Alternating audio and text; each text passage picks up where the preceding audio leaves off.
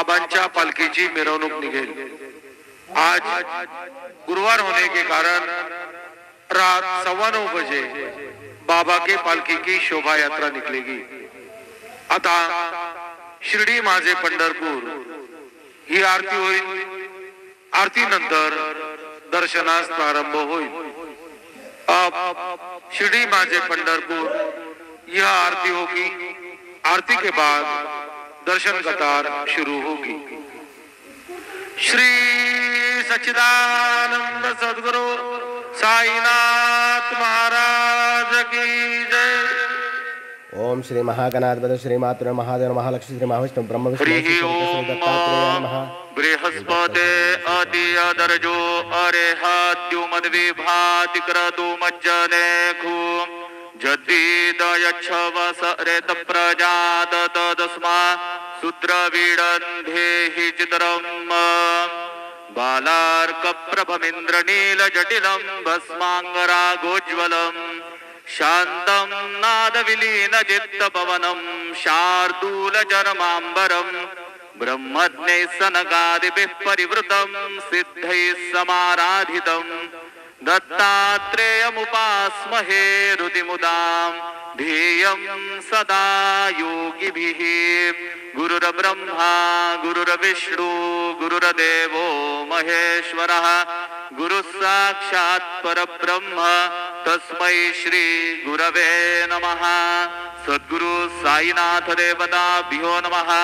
प्रातः पूजनार्थे गन्धाक्षत पुष्पैः सम्पूज्य अदधूपः वनस्पतिरसोद्भूतो गन्धाढ्यो गन्ध उत्तमः आग्रेय सर्वदेवानां धूपोऽयं प्रतिगृह्यताम् धूपमाघ्रापयामि साज्जन्यवर्ति संयुक्तं वन्दिना योजितं मया दीपं गृहाण देवेश त्रैलोक्यतिमिरापः दीपं दर्शयामि दीपानान्तरेण नैवेद्यं निवेदयामि चतुष्कोणमण्डलं कृत्वा तदुपरि नैवेद्यपात्रं निधाय गायत्रीमन्त्रेण पात्रं प्रोक्षयेत् सत्यन्वरदेन परिखिञ्चामि धेनुमुद्रयाममृतीकृत्य गरासमुद्रया ॐ प्राणाय स्वाहा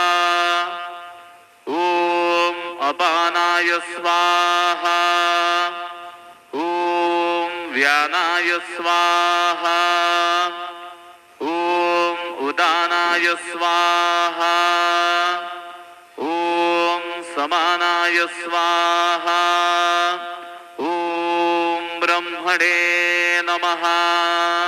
नैवेद्यमध्ये पानीयं समर्पयामि पुनर्नैवेद्यं निवेदयामि ॐ प्राणाय स्वाहा ॐ अपानाय स्वाहा ॐ व्यानाय स्वाहा ॐ उदानाय स्वाहा ॐ समानाय स्वाहा ॐ ब्रह्मणे नमः।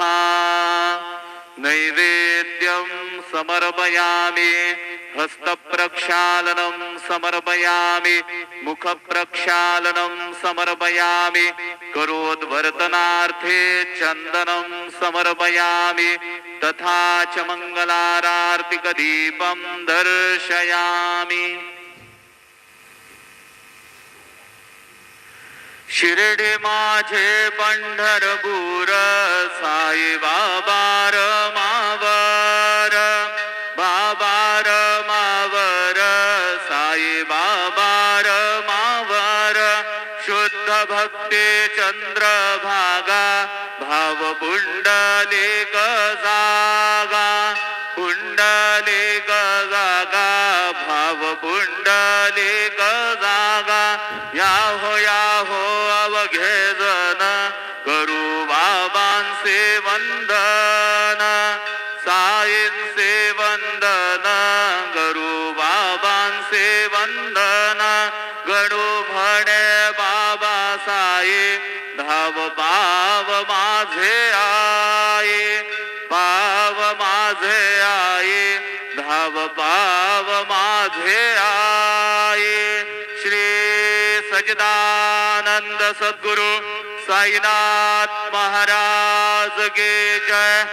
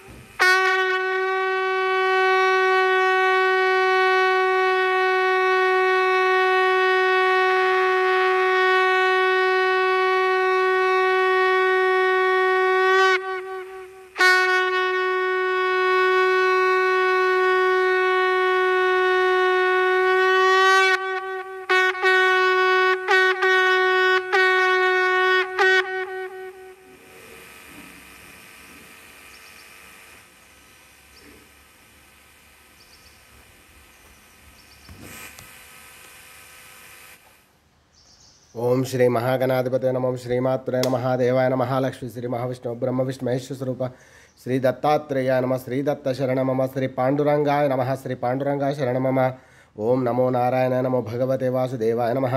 श्री क्रोधिनाम संवत्सरे दक्षिणायने हेमंत ऋतुवौ पुष्यमासे शुक्लपक्षे शुभवासरे गुरुवारे साईवारे दत्तात्रेयवारे शिरडी साईनाथवार शुभवार शुभ नक्षत्र शुभतिथ प्रातःकालः समर्थ सद्गुरु श्री शिरडी साईनाथ महाराज की जय।